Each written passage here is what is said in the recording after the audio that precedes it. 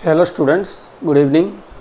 आगे रिफाइनिंग की मेथड्स देखते हैं और ये लास्ट लेक्चर होने वाला है चैप्टर 6 का, राइट। मेटलर्जी का ये लास्ट लेक्चर होगा। यहाँ पर मेटलर्जी कंप्लीट हो रहा है। एक टॉपिक एक्चुअली बच जाता है, वो है यूजेस ऑफ मेटल्स, बट वो क्या है, पढ़ने वाला टॉपिक है, तो आप खुद से प्रिपेयर कर सकते हो और उसमें कुछ डाउट हो तो मुझे पूछ सकते हो। तो methods of purification of metals के रिफाइनिंग के डिफरेंट मेथड्स थे। उसमें 6 मेथड्स थे। एक distillation, liquefaction, electrolysis, zone refining, vapour phase refining and chromatography. उसमें से हमने एक देख लिया था, इलेक्ट्रोलाइसिस। बाकी सारे आज देखने वाले हैं। तो उसमें फर्स्ट एक्चुअली होता है डिस्टिलेशन। फर्स्ट मेथड क्या है प्योरिफिकेशन का? डिस्टिलेशन। लिखने में थोड़ा आगे पीछे हम सिक्वेंशियली देखते हैं। डिस्टिलेशन ऐसे ही मेटल्स के लिए यूज़ होता है जिनका बॉइलिंग पॉइंट्स कम हो। डिस्टिलेशन से ऐसे ही मेटल्स को आप प्योरीफाई कर पाओगे जिनका बॉइलिंग पॉइंट्स कम हो, जैसे कि जिंक, मर्क्यूरी। जिंक मर्क्यूरी याद कैसे रखना है? डी ब्लॉक में 3 सीरीज़ है। सबके जो लास्ट एलिमेंट्स हैं उनके मेल्टिंग पॉइंट और बॉइलिंग पॉइंट कम होते हैं।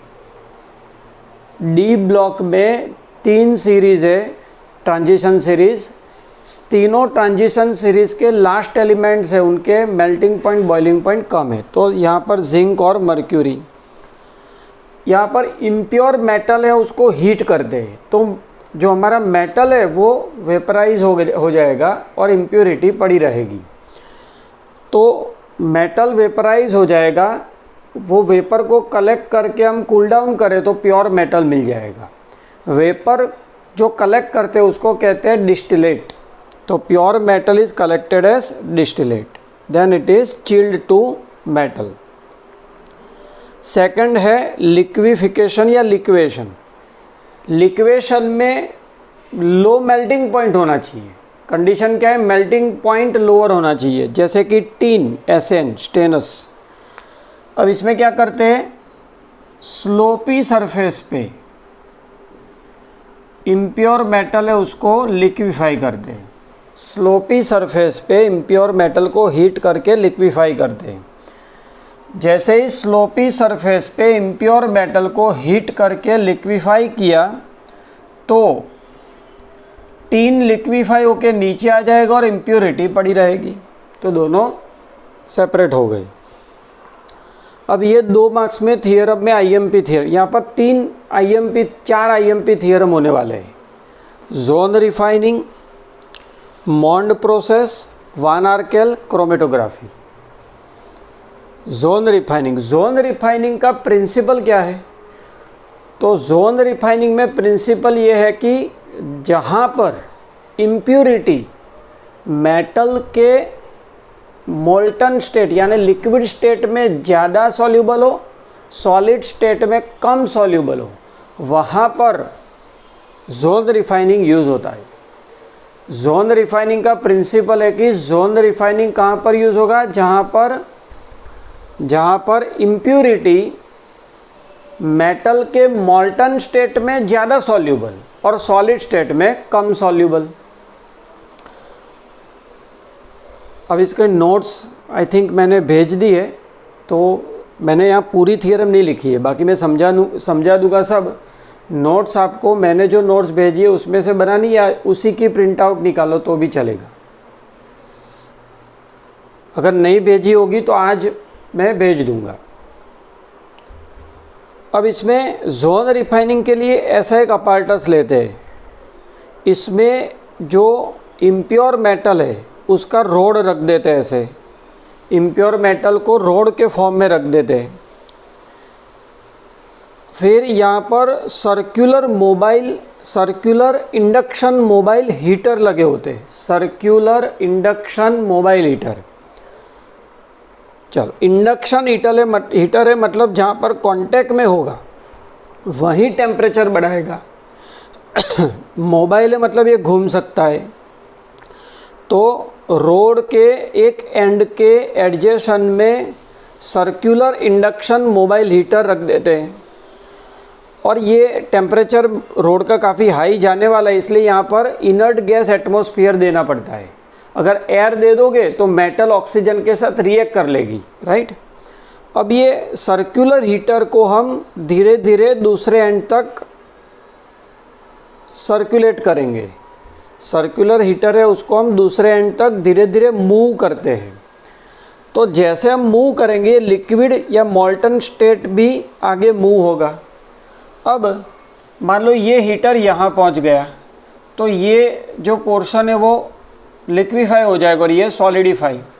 तो जब ये हीटर यहाँ से मूव करेंगे तो ये जो सब्सटेंस है वो मेटल है वो सॉलिडिफाई होगा, तब इम्प्यूरिटी को सॉलिड स्टेट में ज़्यादा जचता नहीं है। मेटल में जो इम्प्यूरिटी है उसको मेटल के सॉलिड स्टेट में कंफर्ट नहीं है, तो वो लिक्विड स्टेट के साथ आगे चलती जाती है। Impurity moves from solid state to molten state. तो ऐसे करके सारी इम्प्यूरिटीज एक एंड पे कलेक्ट हो जाएगी। हालांकि ये इतना परफेक्ट नहीं होगा, इसलिए आपको काफ़ी टाइम हीटर को सेम डायरेक्शन में मूव करना पड़ेगा, ये एंड से ये एंड तक, ताकि सारी इम्प्यूरिटियाँ कलेक्ट हो जाए। बाद में ये रोड के इम्प्यूरिटी वाले एंड को काट के रिमूव कर देंगे, तो बाकी जो रोड रहा वो प्योर मेटल का है। तो ये कहाँ यूज़ होगा? फॉर प्रिपेयरिंग सेमीकंडक्टर और हाई प्योरिटी मेटल बनाने में। ये कहाँ पर यूज़ होगा? सेमीकंडक्टर बनाने में और हाई प्योरिटी मेटल बनाने में। कौन से मेटल प्योरीफाई होते हैं यहाँ पर? Silicon, germanium, boron, gallium, indium. Silicon, germanium, boron, indium, gallium, right. तो ये हो गया आपका जोन रिफाइनिंग। सिंपल है। इम्प्योरिटी सॉलिड स्टेट में सॉल्यूबल नहीं है, लिक्विड स्टेट में उसको ज़्यादा भाता है। तो जैसे ही लिक्विड स्टेट आगे बढ़ेगा इम्प्योरिटी भी साथ में आगे बढ़ती जाएगी और लास्ट में एंड पर कलेक्ट हो जाएगी। बाद में हम उसको रिमूव कर लेंगे। थर्ड है वेपर फेज रिफाइनिंग। इसमें दो, ये खुद एक थियोरम है 3 मार्क्स में। इसमें 2 थियोरम और है, मॉन्ड प्रोसेस और वान आर्केल। 2 मार्क्स में ये दोनों आईएमपी है। Vapour phase refining. Vapour phase refining में क्या करते हैं? मेटल की तो क्या है, मोस्टली बॉइलिंग पॉइंट हायर होती है, तो मेटल को वॉलेटाइल कंपाउंड में कन्वर्ट कर देते हैं, मतलब जो इजीली वेपराइज हो जाए। मेटल को वॉलेटाइल कंपाउंड में कन्वर्ट कर देते हैं। इम्प्यूरिटी वैसी की वैसी रहती है। फिर वॉलेटाइल कंपाउंड को हीट करेंगे तो ये वेपराइज हो जाएगा और इम्प्यूरिटी पड़ी रहेगी, तो दोनों सेपरेट हो गए। फिर वॉलेटाइल कंपाउंड को कलेक्ट करके उसकी वेपर के फॉर्म में कलेक्ट करके डिकम्पोज करो तो वापस से प्योर मेटल मिल जाएगी। क्या करना है? फर्स्ट मेटल को वॉलेटाइल कंपाउंड में कन्वर्ट कर दो। मेटल जैसे ही वॉलेटाइल कंपाउंड में कन्वर्ट हो गया उसको हीट करो तो वॉलेटाइल कंपाउंड जो मेटल का है वो इवोपरेट हो जाएगा और इम्प्योरिटी पड़ी रहेगी। उसके बाद जो वॉलेटाइल कंपाउंड बोला उसको हीट करो। जैसे उसको हीट करोगे तो वो डिकम्पोज होके प्योर मेटल दे देगा और इम्प्योरिटी तो पहले ही दूर हो गई है। जैसे एक एग्जांपल लेते हैं, एक्स्ट्रा एग्जांपल है, टेक्स्ट बुक में नहीं लिखा है तो तुमको भी नहीं लिखना है। सिलिकॉन, अगर मान लो आपको सिलिकॉन को प्योरीफाई करना है तो सिलिकॉन का तो मेल्टिंग पॉइंट हाई है, उसके अंदर जो इम्प्योरिटी है उनका भी मेल्टिंग पॉइंट हाई है या बॉइलिंग पॉइंट हाई है। तो सिलिकॉन को क्लोरीन के साथ रिएक्ट करवा के SiCl4 बना दो। सिलिकॉन का रिएक्शन क्लोरीन से करवा दो तो क्या बन जाएगा? SiCl4। SiCl4 जो है वो वॉलेटाइल कंपाउंड है, ईजिली इवोपरेट हो जाते। तो हीट करो, यहाँ पर हीट करोगे तो इम्प्योरिटी पड़ी रहेगी, इम्प्योरिटी पड़ी रहेगी और SiCl4 इवोपरेट हो जाएगा।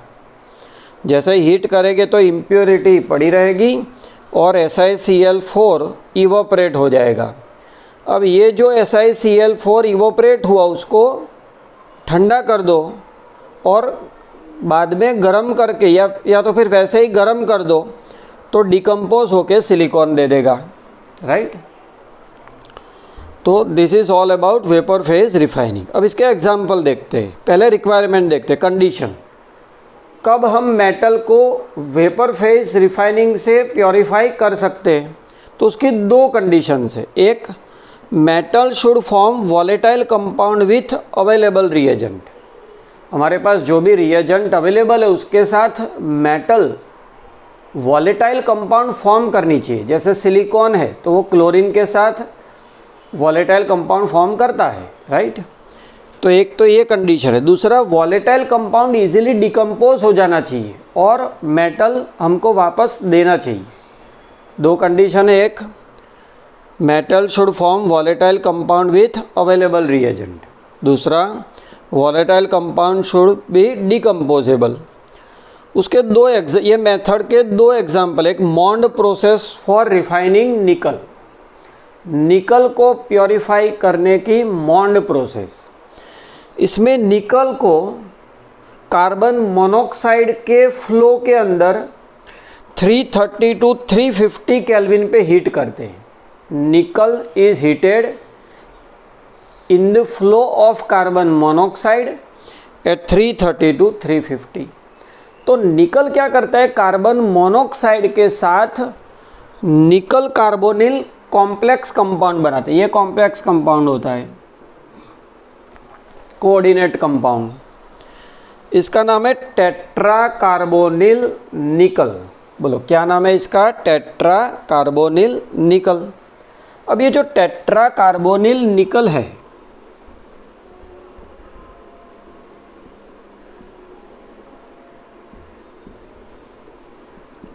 ये वॉलेटाइल कंपाउंड है। इसके साथ जो इम्प्योरिटी होगी वो नॉन वॉलेटाइल होगी। तो हीट करो तो ये वेपराइज हो जाएगा और ये पड़ी रहेगी। अब जो वेपराइज निकल कार्बोनिल कंपाउंड है उसको रिकलेक्ट करके हीट करो। कितने टेम्परेचर पे? 450 to 470। तो डिकम्पोज होके निकल दे देगा, कार्बन मोनोक्साइड सेपरेट हो जाएगा। प्योरिफिकेशन की एक और मेथड है van Arkel method for zirconium and titanium. Van Arkel method for zirconium and titanium. Zirconium titanium को प्योरीफाई करने की वान आर्केल। इससे आप ऑक्सीजन नाइट्रोजन जैसी इम्प्योरिटी को जिरकोनियम टिटेनियम से रिमूव कर पाओगे। मतलब कैसी इम्प्योरिटी है? Volatile impurity. ऑक्सीजन नाइट्रोजन जैसी वॉलेटाइल इम्प्योरिटी को सेपरेट कर पाओगे। कैसे? तो जिरकोनियम को इवैक्यूएटेड वेसल में, मतलब जिसमें से एयर बाहर निकाल दी है, जिरकोनियम या टिटेनियम को इवैक्यूएटेड वेसल में आयोडीन के साथ हीट करते हैं तो जिरकोनियम टेट्रा आयोडाइड बनेगा। ये zirconium tetra iodide covalent character carry करता है। तो कोवेलेंट कैरेक्टर है तो मेल्टिंग पॉइंट, बॉइलिंग पॉइंट कम होगा। अब इसको टंगस्टन के वायर पे 1800 केल्विन पे हीट करते हैं तो टंगस्टन वायर पे जिरकोनियम मिल जाता है। ऑक्सीजन नाइट्रोजन इम्प्योरिटी आयोडीन सब वेपराइज फॉर्म में रहते हैं और जिरकोनियम आपको टंगस्टन के वायर पे सॉलिड फॉर्म में कलेक्ट हुआ मिलता है, राइट। तो this is called one Arkel method. अब रिफाइनिंग की लास्ट मेथड आपके पास है वो है क्रोमेटोग्राफिक मेथड। रिफाइनिंग की लास्ट मेथड आपके पास क्या है? Chromatographic methods. तो क्रोमेटोग्राफिक मेथड में 11th का बाकी है इसलिए मैं इसको डिटेल में एक्सप्लेन कर दूंगा। Different components of mixture. Mixture मतलब जिसको हमें प्योरीफाई करना है, मतलब मेटल और इम्प्योरिटी का मिक्सचर। मेटल और इम्प्योरिटी का मिक्सचर है, उसके जो डिफरेंट कंपोनेंट्स है वो एड्जॉर्बेंट के ऊपर डिफरेंटली एड्जॉर्ब होने चाहिए। पहले एड्जॉर्प्शन समझ लो। मान लो ये एक सब्सटेंस है एल्यूमिना। अब इसके ऊपर हम ये एल्यूमिना, इसके ऊपर हम कार्बन डाइऑक्साइड देंगे तो कार्बन डाइऑक्साइड सरफेस पे ऐसे एब्जॉर्ब हो जाएगा। तो जब सरफेस पे एब्जॉर्ब हो इसको कहते हैं एड्जॉर्प्शन, डी होता है बी के बदले, एड्जॉर्प्शन। यहाँ पर सरफेस पे एब्जॉर्प्शन हुआ तो एड्जॉर्प्शन। एल्यूमिना जिसकी सरफेस पे एड्जॉर्प्शन हुआ उसको कहते हैं एड्जॉर्बेंट। जिसकी सरफेस पे एड्जॉर्प्शन हुआ उसको कहते हैं एड्जॉर्बेंट। जिसका एड्जॉर्प्शन हुआ उसको कहते हैं एड्जॉर्बेट। तो हमारी मेटल और इम्प्योरिटी का जो मिक्सचर है उसके कंपोनेंट मतलब मेटल और इम्प्योरिटी एड्जॉर्बेंट पे डिफरेंटली एड्जॉर्ब होने चाहिए। कोई एक ज़्यादा एड्जॉर्ब हो, कोई एक कम एड्जॉर्ब हो, ऐसा होना चाहिए। अब मिक्सचर को लिक्विड या गैसियस मीडियम में रखा जाता है। मेटल का जो इम्प्योर मेटल का मिक्सचर उसको लिक्विड या गैसियस मीडियम में रख देते और वो बनाता है आपका मोबाइल फेज। वो बनाता है आपका मोबाइल फेज। मान लो मुझे एक मेटल को प्योरीफाई करना है तो उसको मैंने कोई लिक्विड स्टेट में ला दिया, मतलब कोई सॉल्वेंट में डिज़ोल्व कर दिया। तो ये है, बोलो ये क्या है, कोई सॉल्वेंट के अंदर मेटल जो प्योरीफाई करनी वो डिज़ोल्व है, राइट। इसको कहते हैं मोबाइल फेज। ये मोबाइल फेज एड्जॉर्बेंट में से पास होगा, ऊपर रख दिया वो धीरे धीरे पास होगा। एड्जॉर्बेंट को कहेंगे स्टेशनरी फेज, क्योंकि ये मूव नहीं कर रहा है। ये एड्जॉर्बेंट है, जो मार्बल दिख रहे हैं आपको वो क्या है, एड्जॉर्बेंट, वो स्टेशनरी फेज है। तो क्रोमेटोग्राफी में आपको ध्यान रखना है दो फेजेस होते हैं। जो मूव करेगा, जिसका हमें सेपरेशन करना है, वो है मोबाइल फेज, और जिसके अंदर से जिसके थ्रू मूव करेगा, जो स्टडी है, उसको कहते हैं stationary phase. Stationary phase acts as adsorbent और mobile phase acts as adsorbate. Different components are adsorbed at different level. आप देख सकते हो ये यहाँ पर एड्जॉर्ब हुआ, बी यहाँ पर एड्जॉर्ब्ड। अब क्या करते हैं, इसको बाहर निकाल देते हैं। अब एड्जॉर्ब्ड कंपोनेंट्स आर रिमूव्ड, उसको कहते हैं इल्यूटेड।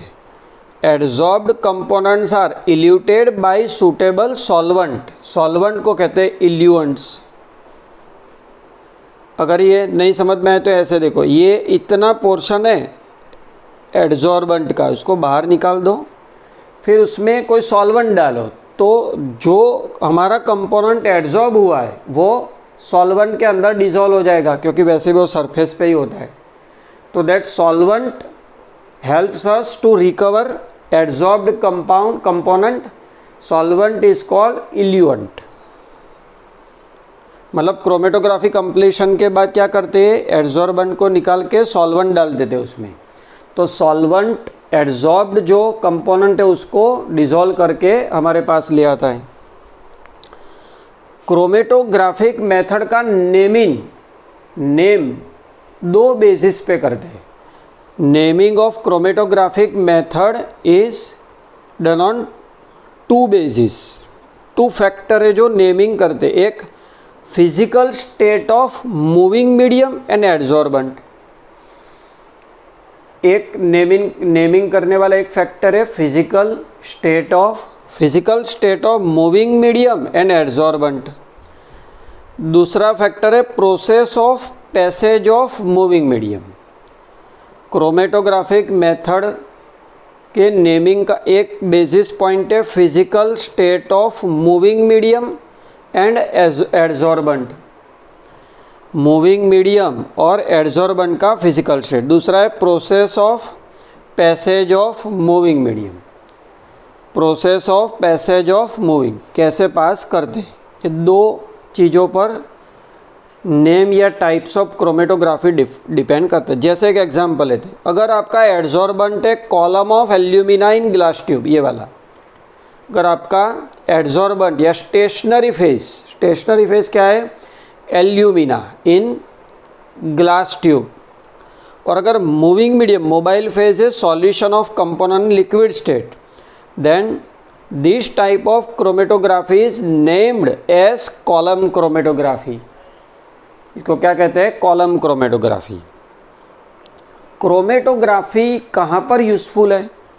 जो मेटल्स माइन्यूट अमाउंट में मिलती है, जो मेटल्स कम मिलते हैं उनको प्योरीफाई करने में, और जिसमें इम्प्योरिटीज़ और मेटल इनकी फिज़िकल प्रॉपर्टीज़ मोरलेस सेम होती है, जिनमें इम्प्योरिटीज़ और मेटल दोनों की फिज़िकल प्रॉपर्टीज़ ऑलमोस्ट सेम रहती है, मतलब प्योरीफिकेशन डिफ़िकल्ट होता है, तो वहाँ पर क्रोमेटोग्राफी यूज़ होती है। There are 3 types of chromatography: paper chromatography, column chromatography, gas chromatography. ये क्या है? Column chromatography. मान लो पेपर क्रोमेटोग्राफी हो तो उसमें पेपर होता है as a stationary phase. As an stationary phase क्या होता है? Paper, filter paper. अब मान लो थियरम पूछे क्रोमेटोग्राफी, तो क्रोमेटोग्राफी में हमको पता है 2 फेज होते हैं, mobile phase and stationary phase. Mobile phase क्या होता है? सैंपल, मतलब जिसको हमें प्योरीफाई करना है। Sample extract is dissolved in a mobile phase. Sample और sample extract is dissolved in mobile phase like gas, liquid और सुपरफिशियल फ्लूइड।